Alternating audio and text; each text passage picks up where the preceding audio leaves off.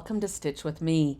Feels like forever since I've been able to do one of these. I've had grandkids visiting and my son had a lacrosse tournament that we went to, or lacrosse camp that we went to. I am super excited to be here today.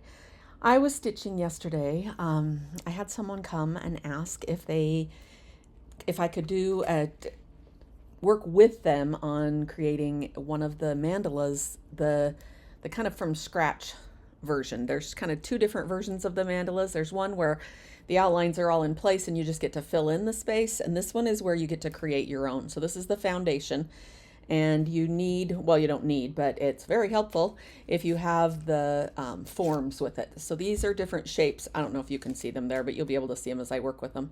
This one has not got the paper removed from it yet, so it gives you a better idea. There are several shapes and they come in different sizes so that you can add them to your block. So the first thing that we're going to do is talk about how we got to this spot. I wasn't recording yesterday because I was just stitching with that friend. So let's get things set up. I'm going to talk about how I got to this point. We might need to zoom just a little bit out so that we can get a better... Okay, the first thing I did was folded up my fabric and marked the very center. And that's what's marked right here. That's what's marked right here in the center. And then the next thing that I did was you can line it up. So it doesn't really matter what angle you have it at, because you'll come back and do the whole circle anyway. So the next thing I did was just mark the first few rows. So I went out to right here, to this one, the 4-inch line. These little lines will say what the inches are on them. So I did the 1-inch line, although I didn't use it. I did the 2-inch line, and the 3-inch line, and the 4-inch line. And that's where I think I marked the 5-inch line too. And then you have to decide in the beginning how many segments you want. Mine is going to be 8. And that will, let me see if I can put this where you can see it better. That's what these lines are for. And so even if you decide 8 of them, which this is, obviously that would divide it in half, and this would divide it in fourths, or because there's 2 sides, it'll divide it in eighths, because you've got this one over here. There's still also lines for 16ths. And there's one more set of lines beyond that so that when you get out here in the weeds where these gaps are really long, that you can go ahead and do more segments as it goes around. But for now, I just marked, and so I marked them this way, and then I turned it. You can either turn it completely around, or you can just turn it a fourth of the way around, line it up again. And I marked you can see that they're still there, each of these angles right here, so that I could get it lined up. Got it lined up, mark that one. So when I was finished, I had out to 5 inches all of the circles. And then now this one doesn't have anything in the middle. And the reason it doesn't have anything in the middle is because I want to put a poinsettia there. And I am going to die cut the poinsettia that goes there, but I hunted and couldn't find my die cuts the right size, so I ordered new ones. They'll be here this afternoon. And then we can come back and put the poinsettia in this place. So it'll be out of pink wool right there. And then the other idea that I'd had when I was thinking about this one, says we're recording, but nothing is coming through. Okay, the other idea, this idea for this one, a little bit of the ideas of this one came to me while I was in the shower. I knew I wanted to do like garland-like boughs, and I'll show you a little bit more about those in a minute, but I also wanted to put peppermint swirl candies on it. And so I decided that I would add half circles of white. And so when I looked at it, I was like, I'm going to want them, by the time I'm adding the swirls, to be at least 1 inch wide. And so when I was looking at those circles and where my wedges were, I was like, okay, that's 1.25 inches. If I do it in this next one, it'll be, I just couldn't, I was like, I think I want it out there. And so I cut those. I used the Biggie Circles die cuts and cut those and then sliced them in half. So I just had to cut out 4 of those, and that's how I got these guys. And I pinned them in place and tacked them down, and they actually match right here on, is it the 4-inch circle? Let's see. Yeah, it's on the 4, they're on the 4-inch, the joints, and that helped it keep that perfect. Okay, when I did this one, I just did a blanket stitch from this line to this line. And then I went back and I wove the dark one here, and then the light and dark, light, dark. So it filled in that blanket stitch really nicely. To do these guys, I took, I can't remember which one it was, so I brought them both. I think it was the almond narrow. Yeah, I took the almond narrow and just lined it up because I had these lines right here. I have since erased them, but I had these lines right here. And I knew I wanted to go out to this circle. And so then all I had to do was take my piece here, and you can use whichever one you want, but this one, the inside one, turned out to be the one that I wanted. And so then I just marked those lines. And then I would go to the next spot and I would go, okay, it's supposed to go out to this line and it comes into that spot and that spot. And I would trace them. And that's how I would use these forms to give me the shapes that I was looking for.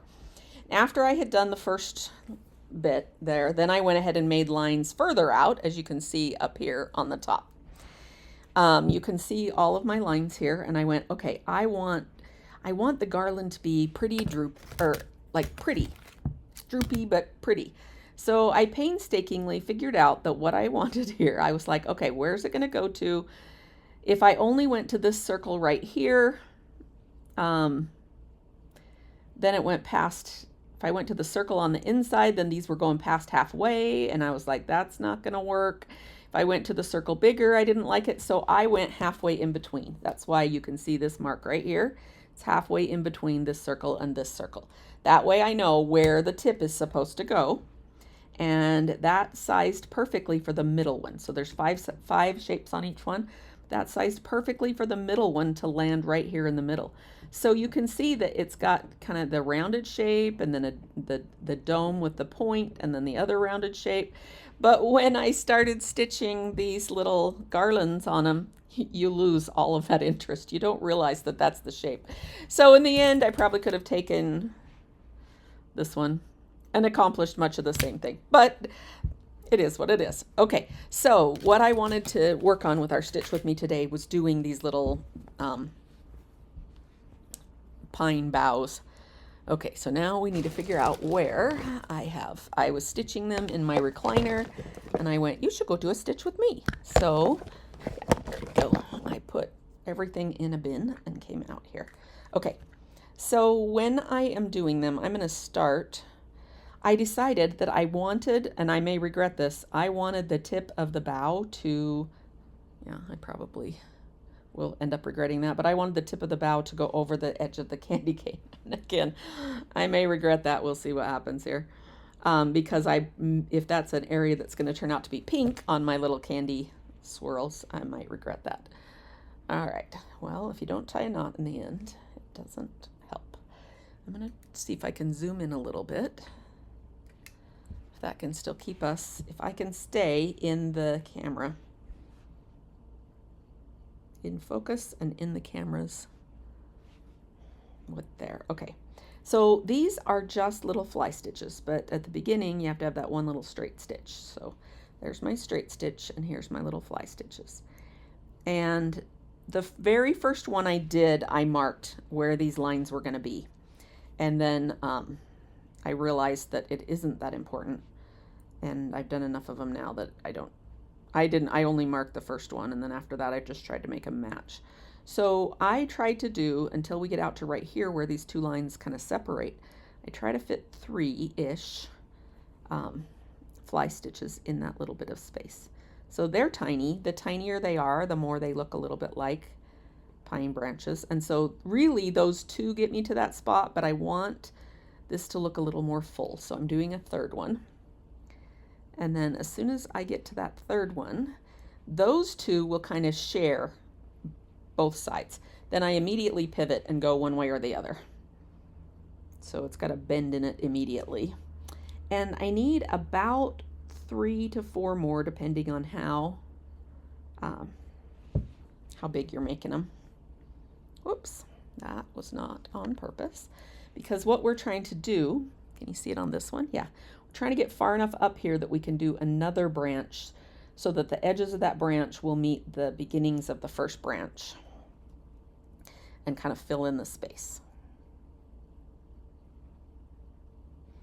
Let me show you. So this probably was the first one I did, and see how they don't quite meet up there. I will probably go back and add 1 or 2 more in there because I wanted it to be a little bit more full and for them to meet up.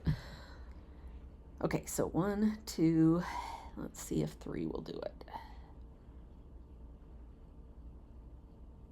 Okay, 3's probably going to be close, so we'll go ahead. I didn't go down where I was supposed to there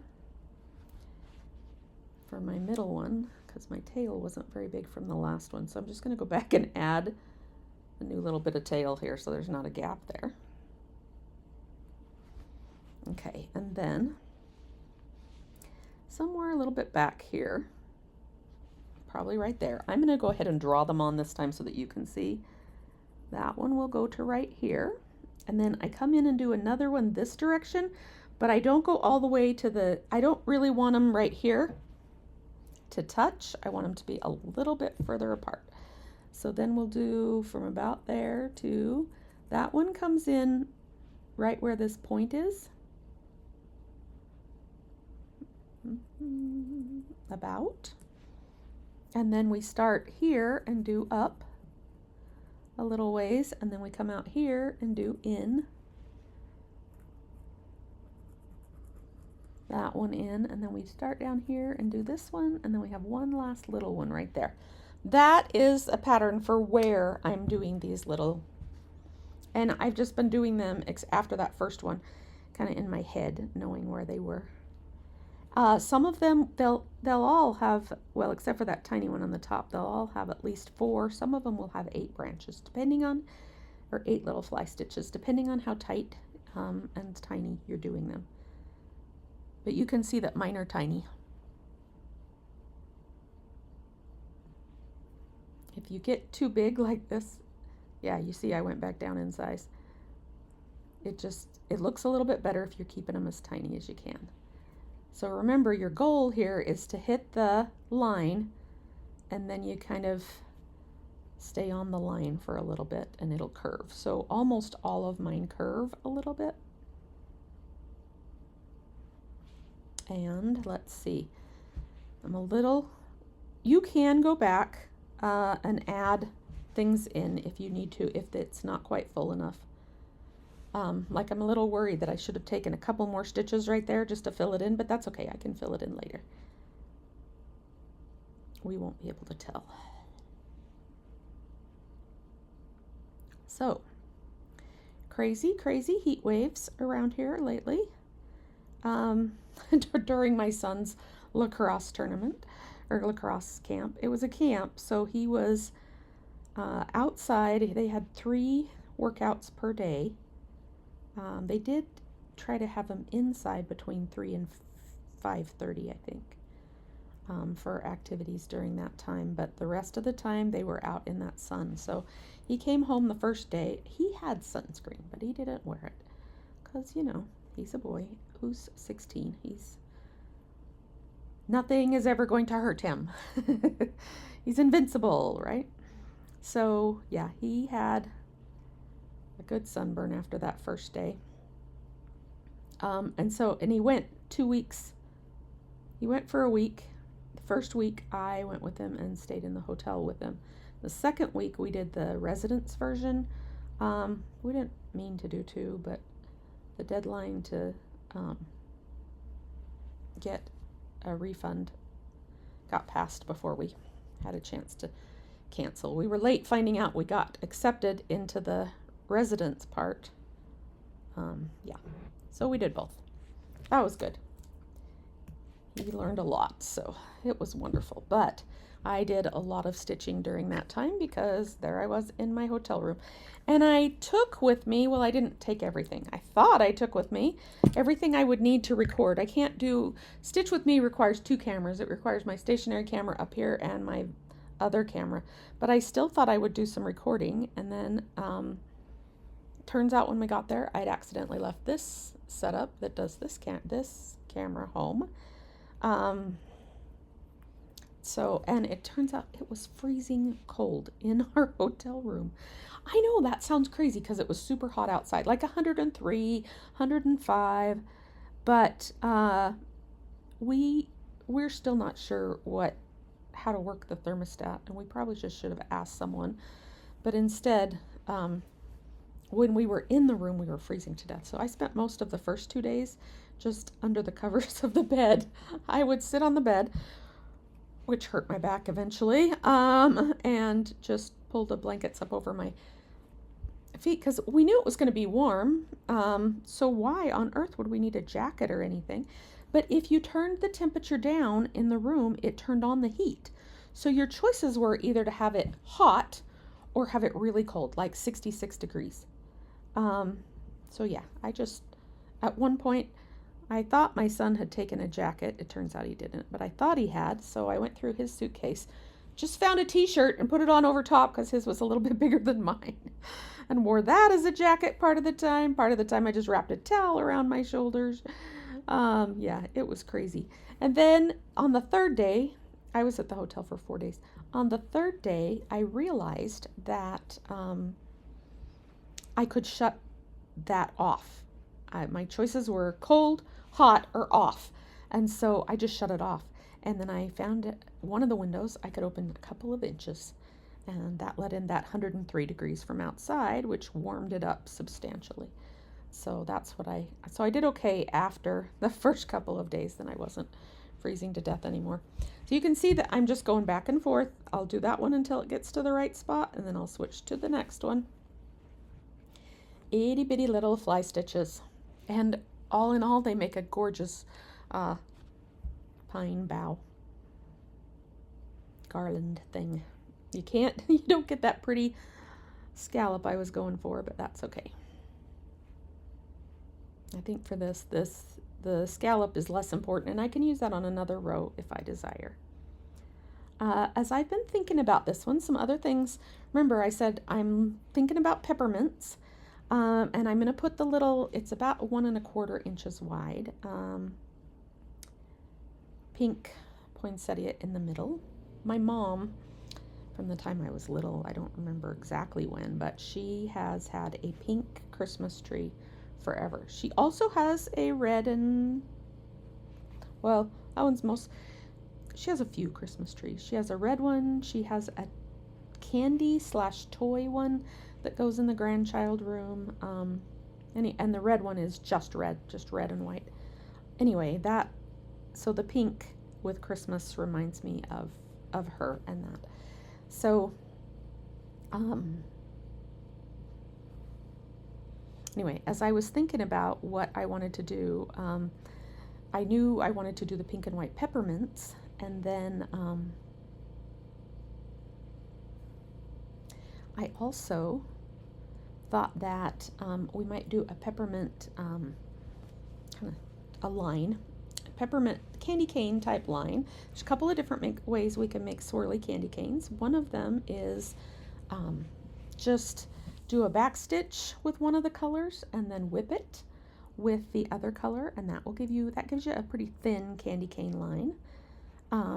Another option is to do a magic chain stitch where you alternate between 2 different colors as you do your chains, and that will give us a candy cane strip. I think the one that and I may do more than one on this project, but I think the one that I'm probably most excited about is one that is bullion knots.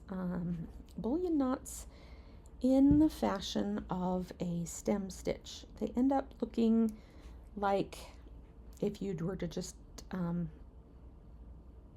twist 2 different ropes together is what they end up looking like. So a little bit like, oftentimes needle pointers will finish the edge of their projects with a cording that has a couple of colors to it. Well, we also have that as an option. We could just make a cord, but yeah, like that cording, we can create that same look with bullion knots. And so that's probably the one that I will enjoy the most. I don't know how many I'll put on this project, but we'll see. Okay, and then the last one goes over here.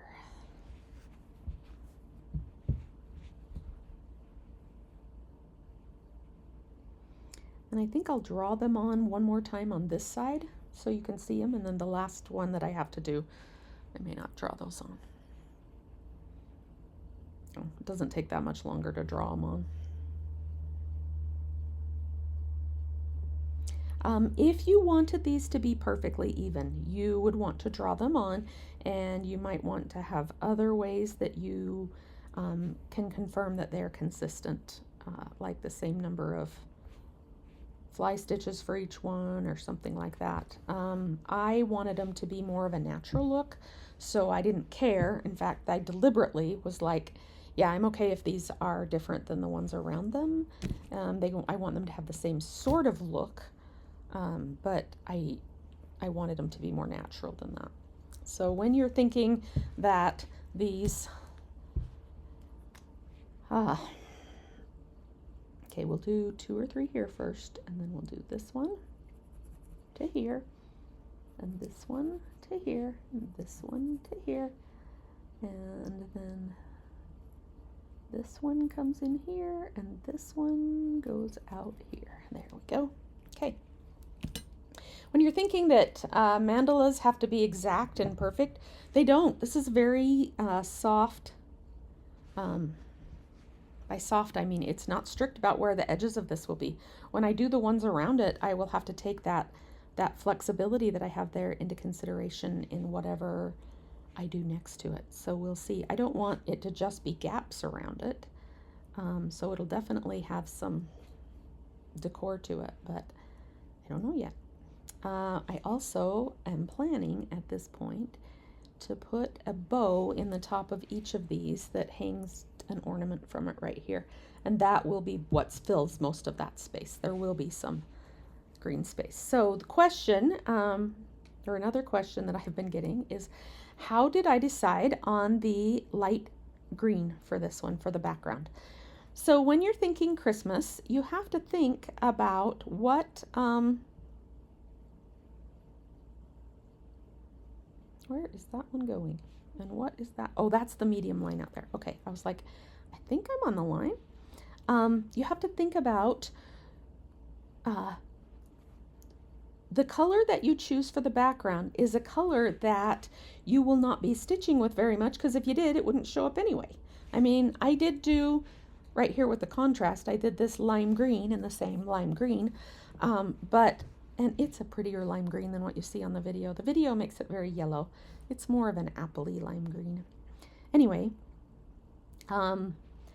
so that's why I chose that. I was like, okay, do I want it to be dark green? If I have it be dark green, that was one of my options, then it means that I will not be able to use dark green as one of the stitches. I could use a medium green, but I decided against that, although it would be beautiful.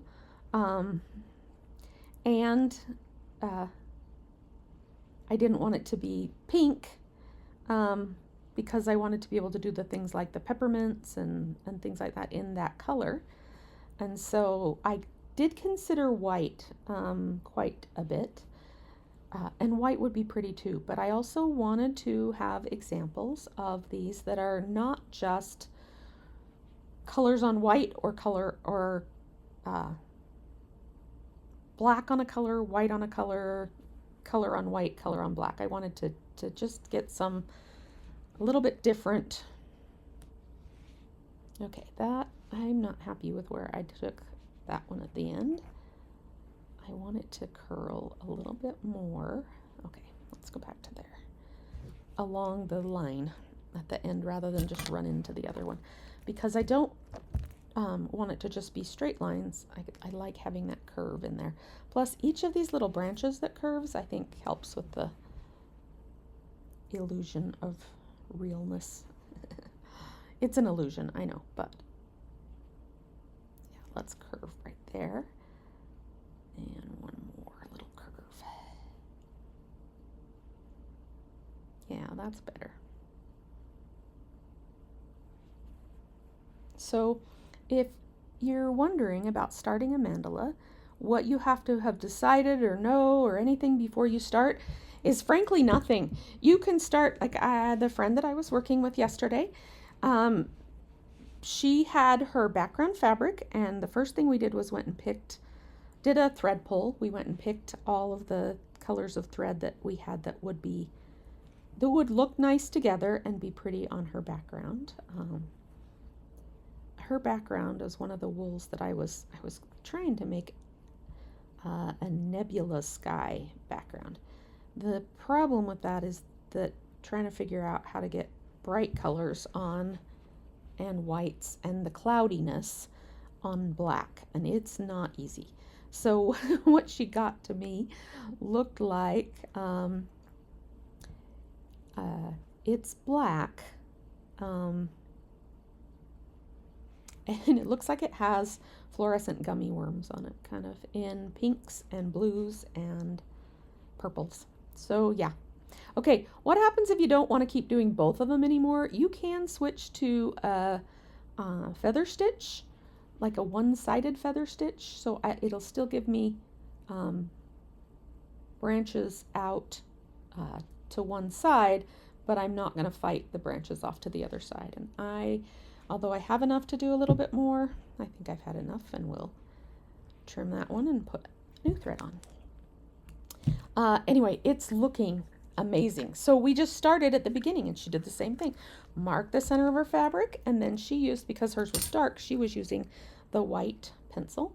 And sometimes she had another white pen that she was using too, and she marked the circles out a ways. And then she also did she started with the same. So she did a blanket stitch. Got my little gold right here. I had a hair that needed to be trimmed. Little gold flyaways.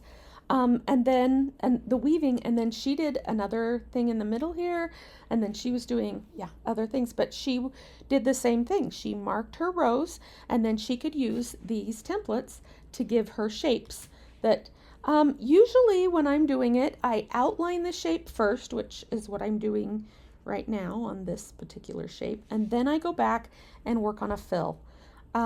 Sometimes, I don't think I have very many of them here. Let's see what I do have here. Like on this one, whoops, lots of floaters following along. There are times when I know that what I'm going to use might be part of the outline, like these guys right here. That blanket stitch gives me that outline. So I didn't outline it first because I knew my outline would be part of the blanket stitch. And other times it's like, okay, I have outlined that. I'm still going to put the gold up against it, and it's fine. So if you know what you're going to be doing, it might be that your fill is going to include your outline, that they're a similar stitch or they blend together. If not, then you can go ahead and do the outline, or do the fill, and then do the outline and then do the fill. And some of them, my ocean one, I did the outline, and then I did the next few rows before I could come back to it and go, okay, this is something that I might consider. And you do want to check with, I'm working on the best way to distribute them, but the different ideas, so that if nothing else, you can pull out that paper or that list, roll the dice, and whichever one it lands on, that's what's going to be your next. We'll have a list of outlines and a list of fills. You can go, okay, that's what I'm filling this section with. But there's a couple of different ways to go. Okay, what is that mark? That one's there.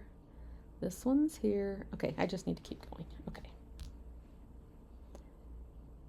Here, I need to know which one of these is my curvy line. I think it's this one right here.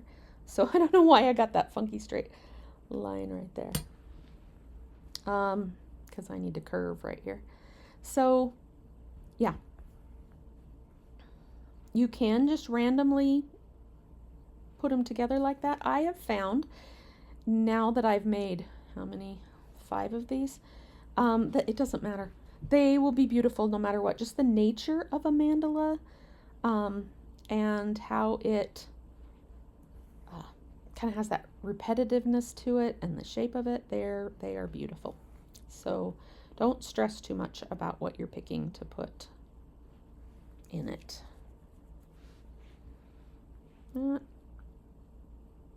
Aha. That's where okay, we're just going to go down right here. I'm like, there's one, I forgot one when I was drawing these. I was like, it doesn't usually go that long. There, it's right over here. There we go.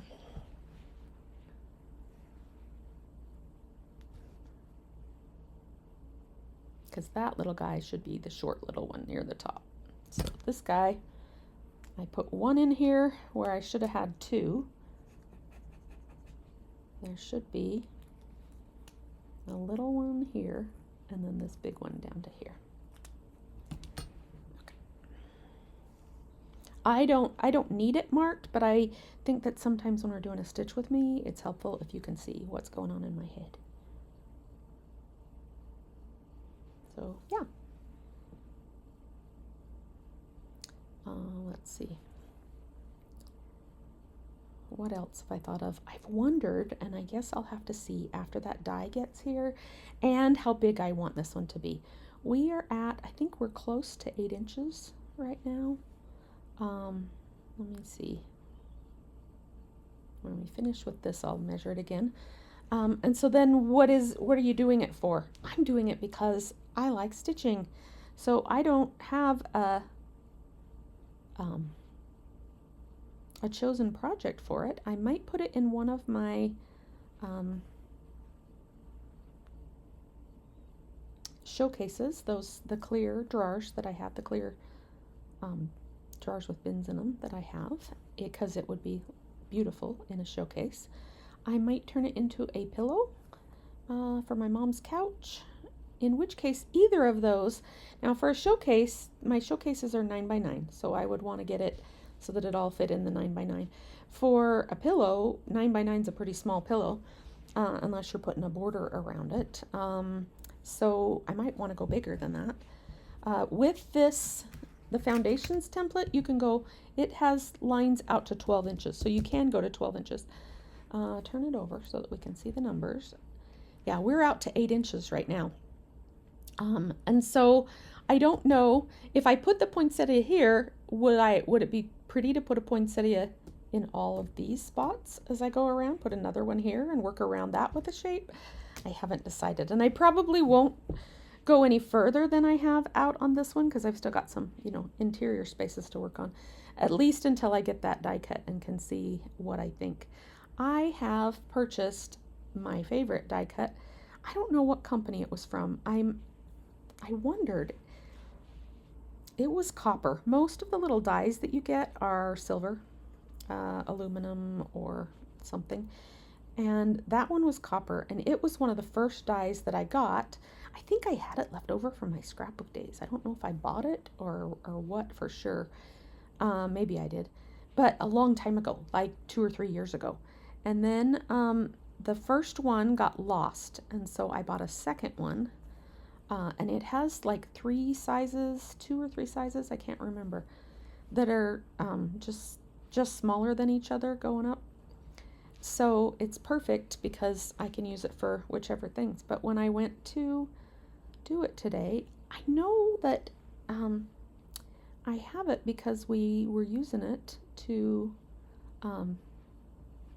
if you buy the poinsettia wool ball ornament, we have pre-cut out the poinsettia for those because they are very detailed, and they have narrow spots. It's a lot easier to just cut them for you because I wouldn't want to cut them, so why would I make you guys cut them? And so I thought that I got it out and gave it to my employee to cut those out and to prepare them, but when I pulled out that bin, they haven't been cut yet. And I could not find the die cut anywhere. So, and it's a different color, so it should show up. Now, it's true, I let my grandkids play in my die cuts, but I didn't see any that were that color. Okay, I'm going to just do one-sided branch on that one right there. Okay. All right, now This says that we've been going for 30 minutes, but part of the time was talking about that other part, right? I try to keep these between 30 minutes, well, definitely under an hour, but I think I'll go ahead and do the last one. We'll see how far we can get. But yeah, I try to shut them off at about 45 minutes if I can. Okay, last one. So last chance to see that pretty little swirly that we're going to get rid of. All right, remember the first 3 away from the peppermint, and then we turn the corner.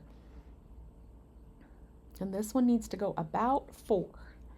So there's 1, and we keep it right along the line. 2,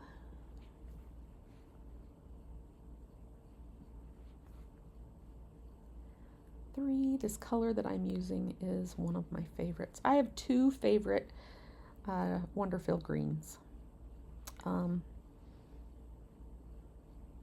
This one is 1081, I think. Yeah, 1081. I like the 1081 one, and there's another one that I think is called Canopy. It has a little bit more blue to it than this one. And for this one with the pine, I decided I wanted this color. But yeah, those 2 are my favorite Wonderful greens. Well, that's not true. I have the light ones that are my favorite too, but if I could only have one green, I think it would be this one. I like it better than the same thing in a Sue Spargo because hers goes more lime and is a little more olive than this. And this is perfectly bluey green for me. So yeah, you find me using that one a lot. I think I have them in the size 5. Yeah, see? Well, this one isn't a size 5, but this is also a 1081. Both of these are 1081s. See how one is more vivid than the other one? Interesting, isn't it? Yeah, they're both 1081s. And I have it, I think, in the size 5, but it's the more muted version. So you never quite know what you're going to get. Everything that's dyed can have a different variety like that, and lest you become frustrated with the dyers, I can tell you that I can use the exact same recipe on a different day, and it turns out different. I've heard that the temperature, the humidity of the room, all of those things affect how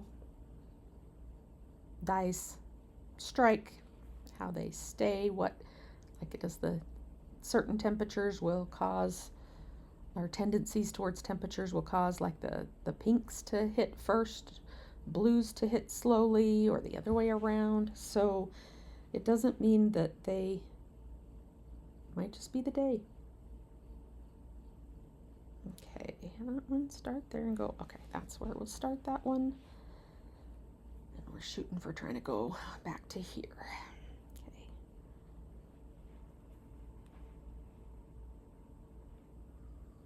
So yeah, one of the things that I have enjoyed about the mandalas is just the fact that you can, like this stitch, I could work on depending on how much time I have. I could work on it for a couple of days, and it's the same thing over and over again.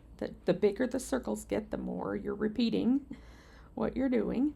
And it's relaxing to do those same stitches over and over and over as you go around. And I think it's exciting in the beginning because the circles are small. You finish a row pretty quickly. Then you can think about what you're going to do next.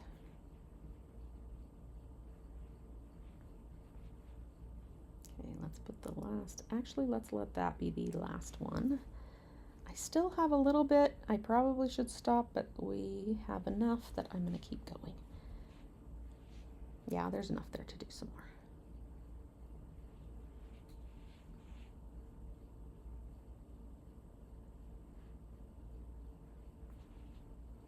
So I think I'm going to call this one Sugarplum Swirl.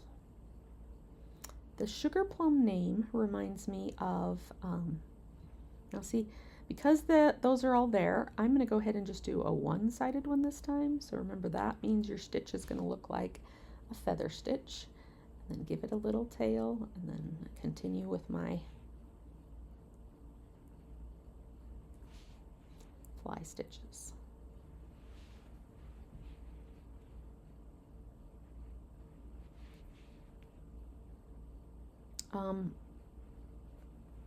The Sugarplum name reminds me of the candy look to it.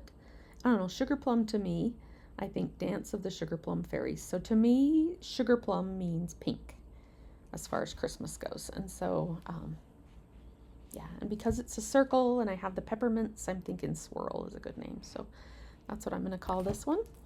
And I will put some, when I get it done and the instructions together, I will put some options for it in the shop. If you want to do the exact same thing, you can. If you want to do just a similar one, or you want to do yours in reds, it would work great.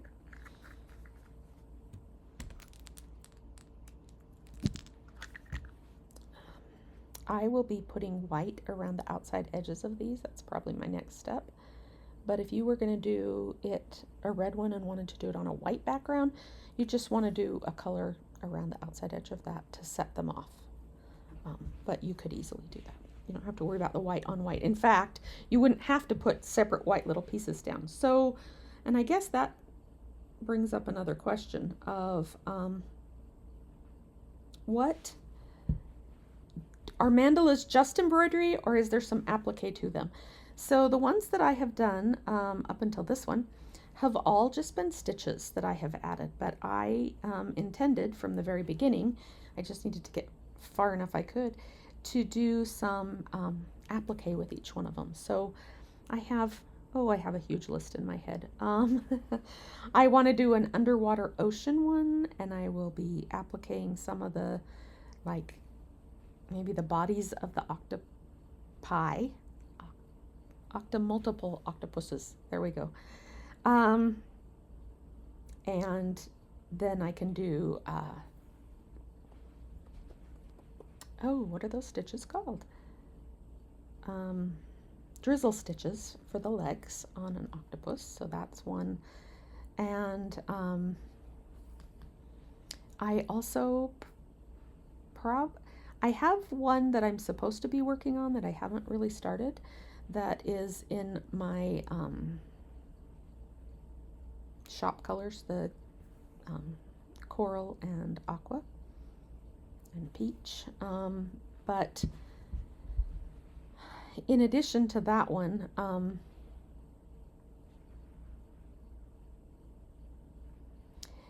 I want to do a fall one. I would do it, I think I'd choose like a oatmeal background, but then add some burgundy and some orange applique spots to it. So really, to do the applique spots, it doesn't matter whether you're doing a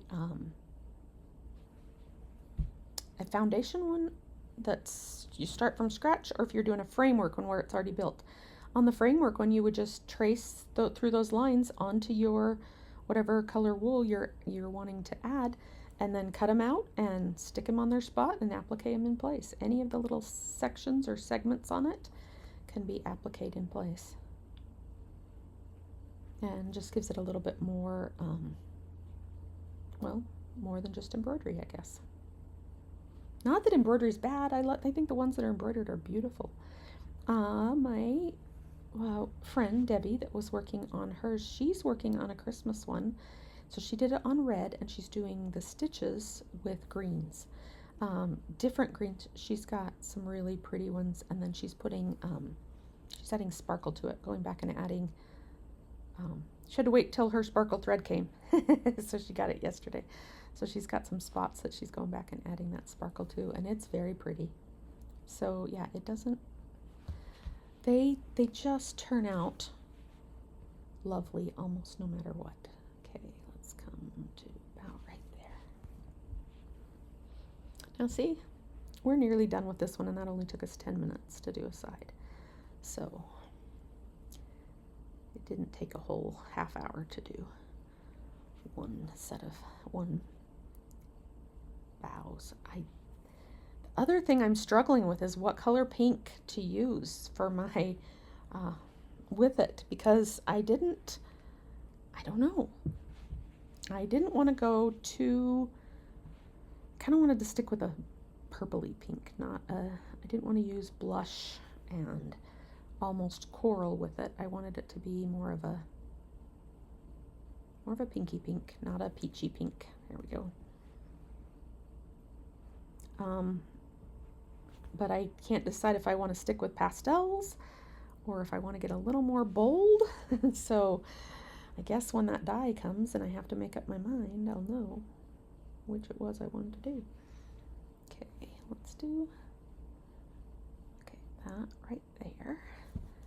We'll finish up that side, tie that off, do our final side.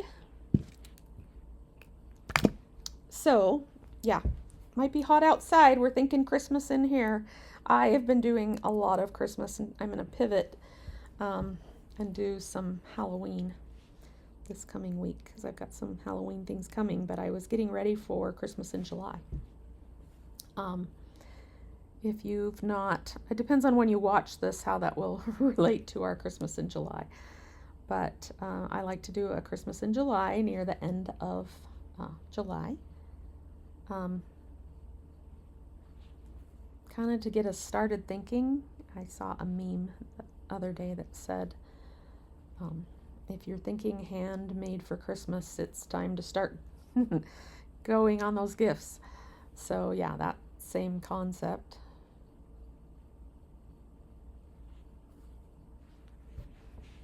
I don't know that I'm doing handmade gifts as much as just the decorating. So yeah, after, I didn't know I was going to work on this one. I thought I was back to Halloween, but next week is Halloween big time. I've got some bigger Halloween projects that I'm working on that I need to get some new colors dyed and in the shop, and get my CNC machine up and working. Okay, right here we're going to do a pivot, go more along the line a little bit. So my husband got the CNC machine put together, but not until right before I was leaving to go stay with Jake, so I haven't tried it yet. I hope it's not complicated. I hope it's simple enough that I can figure it out without too much trouble. Because I have a list of things to cut with it.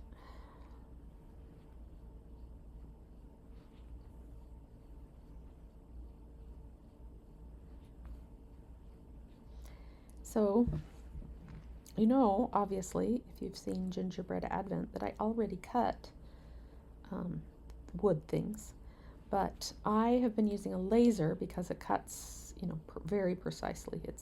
The computer tells the laser where to cut, but a laser cuts by burning, and so it leaves a charred edge on the outside. Not terrible, but one that you either have to work hard to sand off or paint over. And the advantage of the CNC, it cuts also computer driven, but it cuts with a drill bit. So in the end, it does not have any char. It cuts the way that you would cut with maybe some other things, except that it does have the advantage of being driven by the computer, so it turns out exactly the right shape. A laser can cut very, very intricate things because the laser is just a pinpoint and that moves around, so you can do really intricate things, whereas the CNC, the drill bit, the size of your drill bit determines how detailed you can be. So like you cannot have an interior square like this is cut with a laser right here, this interior square. If I were cutting that with a CNC, for starters, I don't know if CNCs cut acrylic, I've never investigated that, but it would have to have a little curve right here in the corner because the drill bit itself is round and spinning around. And so however big your drill bit is, that's the little edge that you've got there. So my projects that I have planned may end up being a combination of the two cutters to get the detail and the not have to sand. Okay, let's see. This one needs to go up a little more. Quite a little more, I think. look at that. We are almost finished. And that means that this has been done, well, really close to within 24 hours. So when somebody asked me, they said, so do you just sit and stitch all day? And I was like, oh, I wish. There is much, much more to running a business than getting to. Stitching is my favorite part, but I don't get to do that much of it. There is much more in filling orders, dyeing wools. Those are all jobs I like. I don't like the advertising job. That one I'm not very good at. The posting things to social media and sending out newsletters and anything like that. I'm not very good at those. So those I have to practice. And then just not really keeping track of inventory, but for example, I have some things that, or I have a little, you seen this sweaters, they called them not so ugly Christmas sweaters. I think they're cute. Anyway, when working on those, so I have to think, do I have enough bags that we can package all of those? Do I have enough of the quilt fabric that I'm putting those on is called Sandcastle. It is a diamond fabric. It's gorgeous. But I have to make sure that I have enough of that. And do I need to cut that so that I can, what's most important to work on each day so that we can move the process along and that we don't get a bottleneck of, oh, I got to wait a week for those bags to come in before we can ship those. So sometimes keeping track of those things. I've been listening to books lately that have said that that part of the reason that entrepreneurs fail is because usually there's somebody who was a technician, somebody who was working on the development, on the invention, somebody who knew how to do something decides that they're tired of working for the man, so they decide to start their own business. But the problem is they know how to make it. They don't know the rest of running a business. And I was like, oh, me. Because I love dyeing. I love designing. But when it comes time to, I'm missing the manager part of my business. The manager part is the part that says, Rochelle, it doesn't really matter if you don't want to do that today.